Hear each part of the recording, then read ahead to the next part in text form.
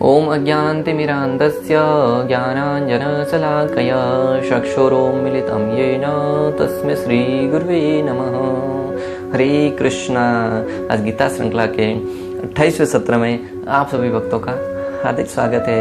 आज हम श्रीमद् भगवद गीता के प्रथम अध्याय कुरुक्षेत्र के युद्ध स्थल में सैन्य निरीक्षण श्लोक क्रमांक 45 का अध्ययन करेंगे। श्लोक इस प्रकार है। यदि माम प्रतिकारम अशस्त्रम शस्त्रपाणयः धातराष्ट्रारणे हन्यो स्तंभे से मतरम भवेत्। अर्थात यदि शस्त्रधारी धृतराष्ट्र के पुत्र मुझ नियत्ते तथा रणभूमि में प्रतिरोध न करने वाले को मारे तो यह मेरे लिए श्रेष्ठकर होगा। अर्जुन एक कदम और आगे बढ़ते हुए ये बताना चाह रहे हैं कि अगर युद्ध भूमि में मेरे विरोध में जो खड़े हुए हैं, मुझे युद्ध न करने के कारण निहत्ता ही मुझे मार क्यों न दे, ये श्रेष्ठ होगा, परंतु मैं युद्ध में अपने विरोधियों को नहीं मारूंगा। अर्जुन ने निश्चय किया कि शत्रु भले ही इस विषम अवस्था में उस पर आक्रमण कर दे, किंतु वह युद्ध नहीं करेगा। यानी कि अभी तक तो वो तर्क प्रस्तुत कर रहे थे कि मैं युद्ध नहीं करूंगा, परंतु यहाँ पे तो प्रतीत रूप से सीधा सीधा भगवान को बताना चाह रहे हैं कि भले ही वो मुझ पर आक्रमण करके मुझे निहत्ते ही कोई क्यों ना मार दे, परंतु मैं आक्रमण नहीं करूंगा, मैं युद्ध नहीं करूंगा। अपना फैसला तक सुना दिया। क्षत्रियों के युद्ध नियमों के अनुसार ऐसी प्रथा है कि निहत्ते तथा विमुख शत्रु पर आक्रमण न किया जाए। क्षत्रियों का बहुत ही सुंदर सिद्धांत था कि अगर हमारे उनके समक्ष कोई निहत्ता आया है, उनके हाथ से शस्त्र गिर गया है और वो उनकी शरण में आया है या पीठ दिखाकर भाग रहा है, तो उस स्थिति में क्षत्रिय योद्धा जो वास्तव में क्षत्रिय है वो उन पर हमला नहीं करता। आज तो स्थिति ठीक विपरीत है। घात लगाकर ही युद्ध करते हैं, बिना किसी चेतावनी के दूसरे के पीठ में सुराग घोंप देते हैं, दूसरे के ऊपर आक्रमण कर देते हैं, निर्बल व्यक्ति को बिना किसी चेतावनी के उसके ऊपर प्रहार कर देती। और आए दिन हम ऐसे दृश्य देखते हैं जो अपने शौर्य का प्रदर्शन करते हुए कहते थे मैंने उसका वध कर दिया, लेकिन किया किस स्थिति में? जब उसके पास शस्त्र नहीं था, जब वो युद्ध करने के लिए तैयार नहीं था, जब वो निर्बल था, असहज अवस्था में था, उसे ज्ञात भी नहीं था कि कोई व्यक्ति उसके ऊपर हमला करने आने वाला है। उस स्थिति में अगर अपने कोई शौर्य का प्रदर्शन करता है तो वो शक्तिशाली नहीं, सबसे बड़ा कायर है। क्योंकि युद्ध की चेतावनी दिए बगैर, उनको चुनौती दिए बगैर उसके ऊपर प्रहार करना बहुत बड़ी कायरता है। और यहाँ पे अर्जुन बताना चाह रहे हैं कि मैं क्षत्रिय हूं और मैं शस्त्र नहीं उठाने के कारण हो सकता है कि विपक्षी टीम है, विपक्षी खेमा है, वो मेरे पर आक्रमण नहीं करना चाहिए, परंतु बोले कि अगर वो युद्ध के नियमों का पालन नहीं भी करते हुए मुझ पर आक्रमण कर भी दिए तो भी मैं शस्त्र नहीं उठाऊंगा, मैं अपनी जान गवाकर भी युद्ध नहीं करना चाह रहा। ऐसा ही दृष्टांत वृत्तासुर का आता है। वृत्तासुर राक्षस प्रवृत्ति का होते हुए भी, राक्षस होते हुए भी उन्होंने, जब वृत्तासुर देव और दानवों के बीच में, वृत्तासुर और इंद्रदेव के मध्य युद्ध हो रहा था, तब इंद्रदेव ने ऐसा ही अपराध किया था जब दानव सेना के ऊपर प्रहार करके अपने वज्र के बल से उनके ऊपर एक एक योद्धा के ऊपर ऐसे टूट पड़े जैसे वज्र टूट पड़ा हो, जैसे बिजली गिर जाती है, और दानवों की सेना में हड़कंप मच गया इंद्रदेव का वज्र का प्रहार देखकर, और वो तितर बितर हो गए, इधर उधर भागने लगे अपनी जान को बचाने के लिए। जब वो पीठ दिखाकर भाग रहे थे, उनके हाथ में शस्त्र भी नहीं था, तब भी देवताओं ने मिलकर उनका वध करना प्रारंभ किया। तब वृत्तासुर को अंदर से बड़ी ग्लानि हुई, बड़ा दुख हुआ। वो आग की लपटों में भड़कते हुए इंद्रदेव को धिक्कारते हुए कहने लगे कि हे इंद्रदेव, तुम रहते तो स्वर्ग में हो, परंतु तुम्हारी बुद्धि है वो बहुत ही नीच है, तुम्हारी सोच है वो बहुत ही नीच है।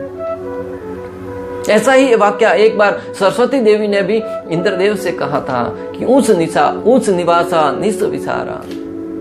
जब देवताओं ने सरस्वती देवी से कहा कि तुम जाकर अयोध्या में जाकर कैकेयी के मुखमंडल में, कैकेयी के कंठ पे विराजमान होकर उनके मुख से ऐसा वचन बुलवाइए जिससे श्री रामचंद्र वन को जा सके।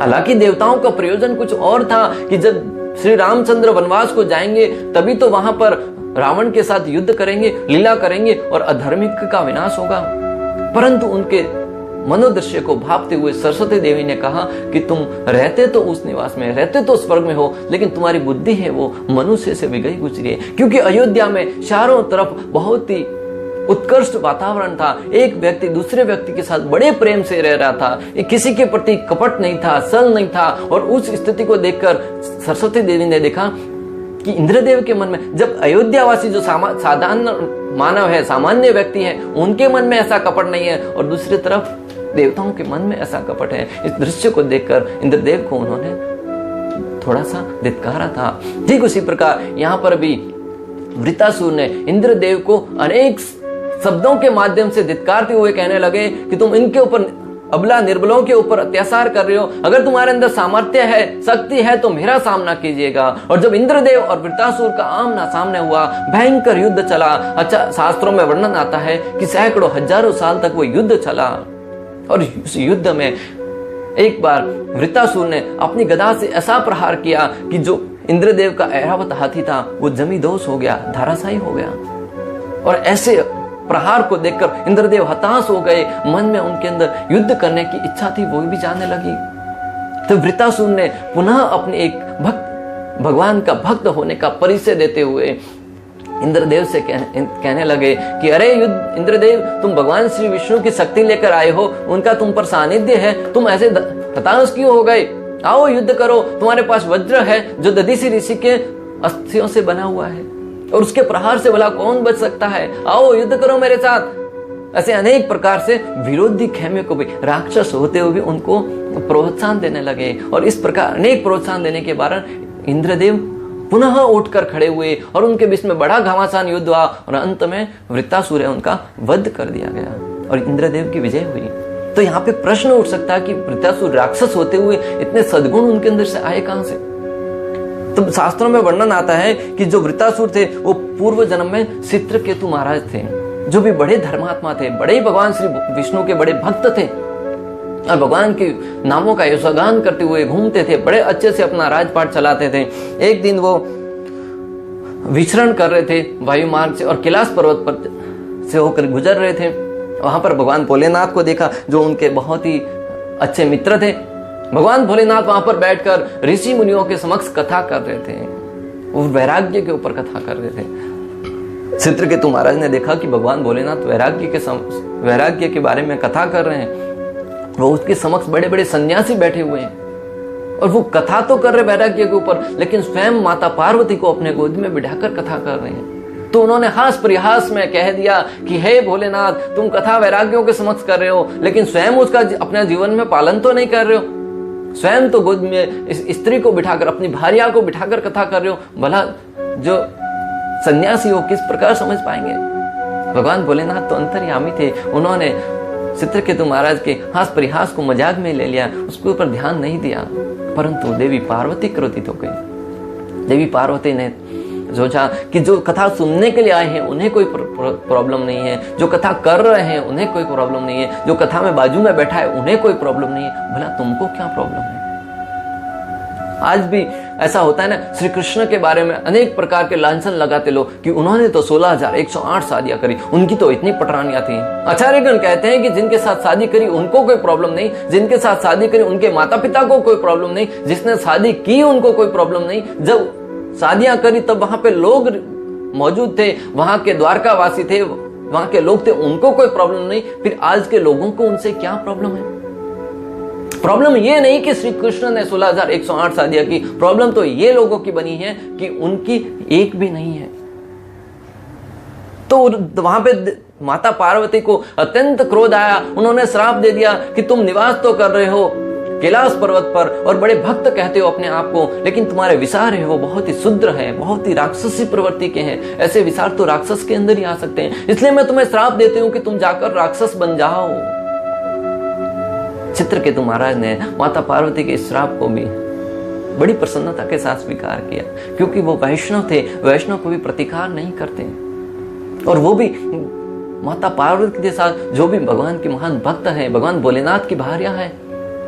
तो उस श्राप के कारण वृत्तासुर का जन्म लेना पड़ा। लेकिन वृत्तासुर बने कैसे, तो उसके विषय में शास्त्रों में प्रसंग आता है कि जब इंद्रदेव एक दिन अपने राजगद्दी पर बैठे थे, तब उनके गुरु उनके गुरु वहां पर बृहस्पति वहां पे आए और इंद्रदेव अपने पद और पोजीशन में इतना मजबूत हो गया था कि वहां पर अपने गुरु का सम्मान करने के लिए अपने स्थान से खड़ा भी नहीं हुआ। आज भी व्यक्ति के पास धन आता है ना, दौलत आती है ना, तो उसके मद में बहुत ही बढ़ोतरी हो जाती है, उनके शान में बढ़ोतरी हो जाती है। वो अपने पावर में इतना ऊपर तक पहुंच जाता है कि वो किसी का सामान्य व्यक्ति का सम्मान तक नहीं करता। तब बृहस्पति उनके ऐसे आचरण से क्रोधित हो गए और वहां से नाराज होकर तुरंत चले गए। जैसे ही बृहस्पति वहां से नाराज होकर चले गए, उनकी कृपा उनके ऊपर से हट गई, तब तुरंत देवताओं का शक्ति है वो धीरे धीरे क्षीण होने लगा। और इस बात को भली भांति जानते हो शुक्राचार्य ने दानवों को कह दिया कि अभी सही समय है, उनके ऊपर आक्रमण कर लो। और जैसे ही दानवों ने आक्रमण कर लिया, देवता है वो पराजित होने लगे। उस स्थिति में इंद्रदेव भयभीत होकर अपने गुरु को ढूंढने लगा, इधर उधर ढूंढा लेकिन गुरु कहीं नहीं मिले।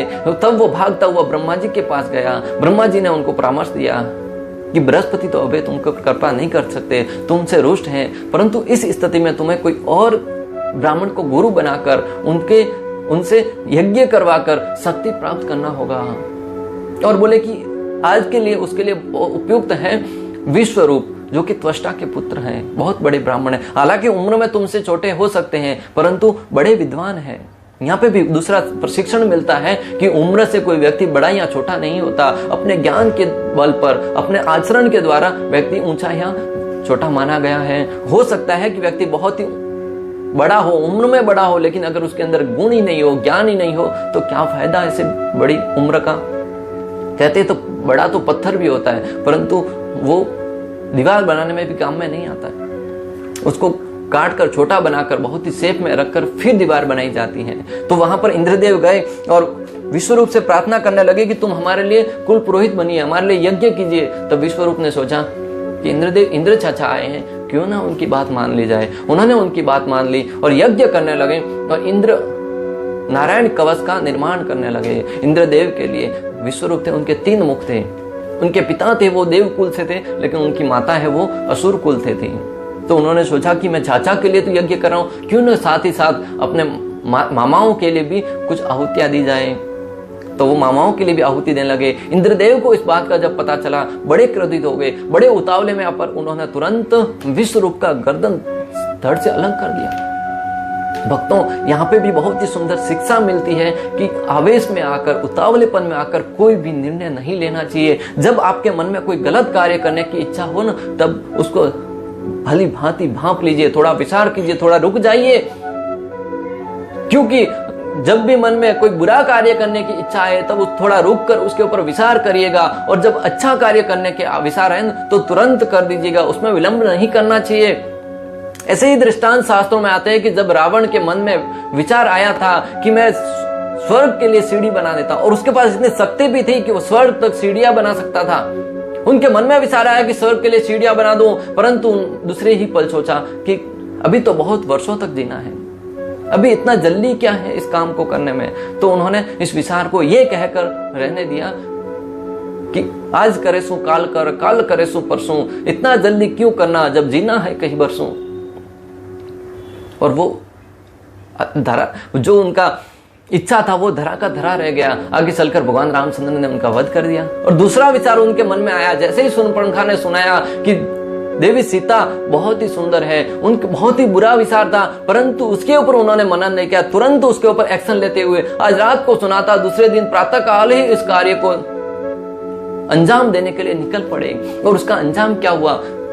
पूरी की पूरी लंका तहस नहस हो गई। मैं आपको जो यहाँ पे बताना चाह रहा हूं कि जब भी आपके मन में ऐसा कोई भाव आए, बुरा कार्य करने की भावना आए, तब थोड़ा रुक जाइए, उसको समझिए क्या ये सही है या गलत है। और जब अच्छा विचार करने का है ना, तब विचार मत कीजिए, तब ऐसा भाव लाइए कि काल करे सो आज कर, आज करे सो अब, पल पल में परले होए बहुरी करेगा कब। तुरंत कर दीजिए, क्योंकि जीवन का सिद्धांत है कि अच्छा कार्य कभी रुकता नहीं है। जैसे भगवान रामचंद्र के पिताजी दशरथ महाराज को मन में विचार आया कि मैं श्री रामचंद्र को राजा बना दूं, अपने गुरु के पास, वशिष्ठ मुनि के पास जाकर उनसे कहा कि राजा राम को राजा बनाना है। वशिष्ठ मुनि ने कहा कि तुरंत बना दो, एक पल की भी देरी मत कीजिए, क्योंकि जो जिस पल में श्री रामचंद्र को राजा बनाएंगे वो ही मुहूर्त है, वो भी शुभ बन जाएगा। भगवान को जिस समय में राजा बनाएंगे वो मुहूर्त ही शुभ हो जाएगा। परंतु राजा दशरथ ने एक दिन की देरी कर दी और उस देरी के कारण उनको इतने वियोग सहने पड़े, श्री रामचंद्र को वनवास तक जाना पड़ा और उनकी मृत्यु हो गई। यहाँ पे जो मैं आपको बताना चाह रहा हूँ कि इंद्रदेव के मन में जैसे ही बुरा विचार आया, उन्होंने तुरंत उस कार्य को निहित कर दिया और विश्व रूप का वध कर दिया, और उसके कारण उन्हें अनेक पापों का भी बोझ लगा, उन्हें अनेक अपराधों का सामना करना पड़ा। और आगे चलकर उन्होंने उन अपराधों को 4 भागों में बांट दिया। एक भाग है वो स्त्रियों को प्रदान किया, एक भाग है वो पृथ्वी देवी को प्रदान किया, एक भाग है वो जल को प्रदान किया, और एक भाग है वो वृक्षों को प्रदान किया। और उसके कारण अनेक प्रकार से उनके अंदर भी, खैर वो अलग विषय है पढ़ने के लिए, परंतु मैं आपको जो बताना चाह रहा हूं कि वृत्तासुर था कौन, और विश्वरूप का वध करने के कारण विश्वरूप के पिता त्वष्टा है वो बहुत क्रोधित हो गए। उन्होंने एक यज्ञ का आयोजन किया और उस यज्ञ में आहुति देकर एक भयंकर राक्षस का निर्माण किया। वो राक्षस था वृत्तासुर, और उस वृत्तासुर ने इंद्रदेव के साथ युद्ध किया। और हमने इसलिए इस कथा को बताया कि वृत्तासुर है वो इतने महान क्यों थे, क्योंकि भगवान के भक्त थे पूर्व जन्म में, किसी पाप के कारण नहीं, श्राप के कारण वो आज राक्षस बने थे। और राक्षस बनने के उपरांत भी उनके अंदर जो सद्बुद्धि थी, जो ज्ञान था, वो आज भी था। अर्जुन यहाँ पर कह रहे हैं कि विरोधी भले मेरा वध ही क्यों ना कर ले, पर मैं बदला नहीं लूंगा। अर्जुन यहाँ पर बताना चाह रहे हैं कि भले ही विरोधी मेरा वध क्यों ना कर ले, परंतु मैं बदला नहीं लूंगा। परंतु आज भौतिक जगत की इतनी विपरीत स्थिति है, व्यक्ति हर समय बदला लेने के लिए हमेशा तत्पर रहता है। एक थोड़ा सा शब्द कोई क्यों ना बोल दे, उसके जब तक बदला नहीं लेंगे तब तक शांति से नहीं बैठते। किसी ने आपको भला बुरा कह दिया, जीवन के मृत्यु तक उसका बदला लेने के विषय में विचार करने लगते हैं। भले कोई निर्बल व्यक्ति है, अगर कोई सबल व्यक्ति उसके ऊपर प्रहार कर देता है, उसको भला बुरा कह देता है, हो सकता है कि वो उससे बदला लेने की स्थिति में नहीं हो, तो उसके मन से अनेक प्रकार की बद्दुआएं निकलेगी कि इस व्यक्ति का अभी विनाश हो जाए।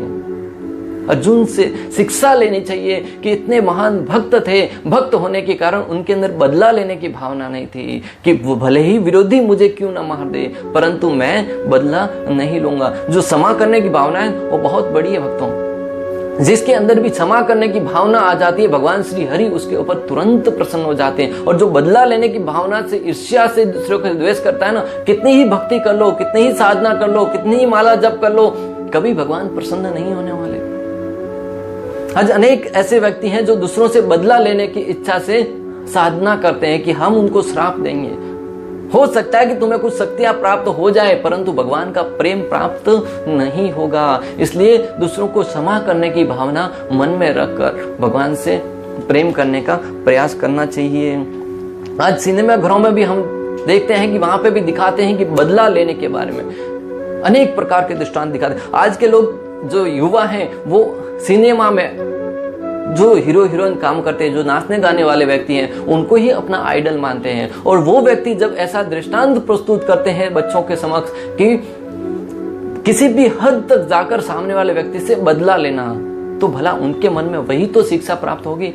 अगर वो शास्त्रों से सुनेंगे, ऐसे वृत्तासुर जैसे राक्षसों के विषय में भी कथा सुनेंगे, तो उनका हृदय वो धीरे धीरे परिवर्तित होगा कि बदला लेना बड़ी बात नहीं है, क्षमा करना बड़ी बात है। क्योंकि बदला तो कोई भी ले लग सकता है, लेकिन क्षमा वही कर सकता है जिसका हृदय विशाल हो, जिसका हृदय बहुत ही विशाल हो। शास्त्रों में ऐसे अनेक दृष्टांत आते हैं जहां भक्त अपने धूर विरोधी को भी क्षमा कर देते हैं। शास्त्रों में ऐसे वृत्तासुर का ही नहीं, ऐसे अनेक दृष्टांत आते हैं जहां पर जो भक्त हैं वो अपने धूर विरोधी को भी क्षमा कर देते हैं। द्रौपदी के विषय में प्रसंग आता है महाभारत में। अश्वत्थामा ने जब युद्ध समाप्त हो गया था, दुर्योधन है वो मृत्यु की शैया पर पड़ा था, मृत्यु के अंतिम क्षण गिन रहा था, तब अश्वत्थामा जब दुर्योधन के पास पहुंचा, तब दुर्योधन की ऐसी स्थिति देखकर बहुत पीड़ित हुआ, बहुत दुखी हुआ कि मेरे मित्र की ऐसी हालत पांडवों ने कर रखी। तब उन्होंने प्रण लिया कि अभी जाकर मैं पांचों पांडवों को मृत्यु के घाट उतार दूंगा। युद्ध के विरुद्ध अश्वत्थामा गया कि रात का समय था, पांडव सो रहे थे, फिर भी उनका वध करने की इच्छा से वहां पे पहुंचा। और शिविर में जाकर जब देखा तो वहां पे द्रौपदी के 5 पुत्र सोए हुए थे। अश्वत्थामा को लगा कि ये 5 पांडव सोए हुए हैं। उन्होंने अपने शस्त्र से 5 का सर है वो धड़ से अलग कर दिया और उन सरों को बड़े ही निर्ममता के साथ एक किसी तो पात्र में लेकर दुर्योधन के पास आए और दुर्योधन को अपने मित्र को प्रसन्न करने से इच्छा से कहने लगे कि हे मित्र, मैंने 5 पांडवों का वध कर दिया है, लो ये देखो। दुर्योधन ने जैसे ही उन सरों को स्पर्श किया, फुस करके वो तैसे टूट गए, दब गए। दुर्योधन ने सोचा कि पांडवों के मस्तिष्क है वो इतने मुलायम नहीं हो सकते, तुमने जरूर अनजाने में कोई ना कोई अपराध किया है। दुर्योधन इतना बड़ा दुष्ट होते हुए भी भक्तों समझने वाली बात है कि उन्होंने भांप लिया कि ये 5 पांडव नहीं, पांडवों के पुत्र हैं। और अश्वत्थामा को धिक्कारने लगे कि तुमने अनर्थ किया है, तुमने पाप किया है। आगे चलकर द्रौपदी को जब सवेरे मालूम पड़ा कि मेरे 5 पांडवों की हत्या कर दी गई है, तब अर्जुन ने घोषणा करी कि मैं तुम्हारे इस पुत्रों के हत्यारे को तुम्हारे समक्ष लाकर खड़ा करूंगा। अश्वत्थामा को पकड़कर जब अर्जुन लेके आए तो द्रौपदी से कहा कि तुम्हारा ये दोषी है, इसको जो सजा देनी चाहो दीजिएगा। भीम ने और अनेक प्रकार से अर्जुन ने भी कहा कि इनको मृत्यु के घाट उतार दो, परंतु भक्तों बहुत ही सुंदर सिद्धांत स्थापित हो रहे यहाँ पे। द्रौपदी भगवान श्री कृष्ण की अनन्य भक्त थी, उनके हृदय में बड़ी करुणा थी, बड़ी वेदना थी। उन्होंने सोचा कि मैं तो माता अपने पुत्रों को मृत्यु की शैया पर देख चुकी हूं, परंतु इसको मारकर मैं कृपी को भी अपने पुत्र की हत्या देखने के लिए विवश नहीं कर सकता। एक तरफ उनके पति का भी देहांत हो गया और अगर उनका पुत्र का भी देहांत हो गया तो वो भला किसके सहारे जी पाएगी। कृपी है वो कृपाचार्य की बहन थी और द्रोणाचार्य की पत्नी थी और अश्वत्थामा की माता थी। तो यहाँ पे द्रौपदी अपने विशाल हृदय का प्रदर्शन करते हुए अश्वत्थामा को क्षमा करने के लिए कहती हैं। कौन माता ऐसी होगी जो अपने पुत्र को एक नहीं 5 पुत्रों के मरे जाने के बाद भी विरोधी को जिसने मारा है उसको क्षमा करने के लिए तैयार है। आज अगर किसी माता के पुत्र को अगर कोई थोड़ी सी भी हानि पहुंचा दे ना तो वो बदला लेने के लिए या उनसे झगड़ा करने के लिए उतारू हो जाती है। परंतु धन्य है देवी द्रौपदी जो अपने 5 पुत्रों की हत्या करने के उपरांत भी उसको ये सोचकर क्षमा कर रही है कि उसकी माता पर क्या गुजरेगी। अर्जुन भक्त होने के कारण दया दिखा रहे हैं, पर इस बात को से अनभिज्ञ है कि विरोधी पक्ष किसी भी हद तक जा सकता है। अर्जुन भक्त होने के कारण दयावश करुणावश दया तो दिखा रहे हैं, परंतु इस बात से अनभिज्ञ है कि जो विरोधी खेमा है, विरोधी पक्ष है, वो युद्ध में किसी भी हद तक जा सकता है। इसलिए उनको श्री कृष्ण की बात को मानना चाहिए और युद्ध के लिए तैयार होना चाहिए। आगे आने वाले दूसरे अध्याय में हम दूसरे श्लोक से पढ़ेंगे कि किस प्रकार अर्जुन है वो श्री कृष्ण जब दूसरे अध्याय में बोलना प्रारंभ करेंगे तब अर्जुन एक एक करके श्री कृष्ण की बातों को अपने हृदय में उतार कर उन्हें समझने का प्रयास करेगा और उसे जब समझेगा ना तब युद्ध के लिए तुरंत खड़ा हो जाएगा। आचार्यगण कहते हैं कि एक भक्त को नम्र होने के साथ साथ बुद्धिमान होकर अपने विवेक का भी प्रयोग करना चाहिए। भक्त का हृदय वज्र से भी कठोर हो सकता है परंतु कमल के भांति कोमल भी होता है। आचार्यगण कहते हैं कि एक भक्त को चाहिए कि वो दयालु हो, कृपालु हो, परंतु साथ ही साथ अपने विवेक का भी प्रयोग करे। हमेशा भावनाओं में नहीं बहना चाहिए, हमेशा भावनाओं में नहीं बहकर बुद्धिमानी से कोई भी निर्णय लेना चाहिए ताकि उसके जीवन में अच्छे और बुरे की भली भांति पर्यवेक्षण करके उसको अच्छे से समझ सके। इस प्रकार श्लोक क्रमांक 45 का भक्ति वेदांत तात्पर्य पूर्ण हुआ। इस श्लोक के अंदर हमने अनेक उदाहरणों द्वारा समझा कि किस प्रकार क्षत्रिय है वो अपने युद्ध नियमों का पालन करते हुए उस युद्धों का पालन करता है और पाप और पुण्य को किस प्रकार हमने समझा कि पाप को जितना अधिक पाप पुण्य संग्रहित करेंगे उतना भगवान से दूर होते जाएंगे और समझा कि भगवान के भक्तों की क्या गुण होते हैं कि अपने पुत्र को मारे जाने के बाद भी वो दूसरों के ऊपर दया दिखा रहे हैं। अंत तक हमारे साथ बने रहने के लिए आप सभी का बहुत बहुत धन्यवाद। श्रीला प्रभुपाद की जय। श्री श्री राधा गोपीनाथ भगवान की जय।